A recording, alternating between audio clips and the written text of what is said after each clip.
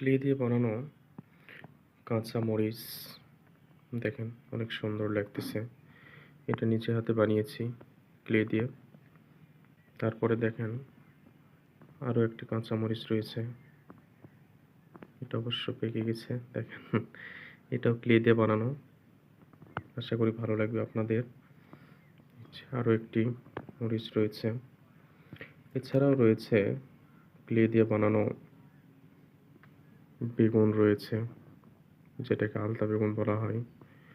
এটাও ক্লে দিয়ে বানানো এবং এগুলো নিজে হাতে বানিয়েছি।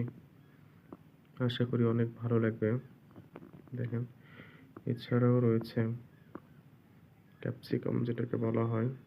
এই যে দেখেন অনেক সুন্দর। যে দেখেন এটাও ক্লে দিয়ে বানানো। তাছাড়া রয়েছে মিষ্টি কুমড়া, যেটাকে বলা হয়, বা মিষ্টি লাউ, অনেকে অনেক কথা বলে। এটাও ক্লে দিয়ে বানানো। দেখেন অনেক সুন্দর ডিজাইন করা। আপনারা এগুলো দেখে বানাইতেও পারবেন। অনেক সুন্দর দেখেন। আশা করি আপনাদের অনেক ভালো লাগবে, আপনারাও বানাইতে পারবেন।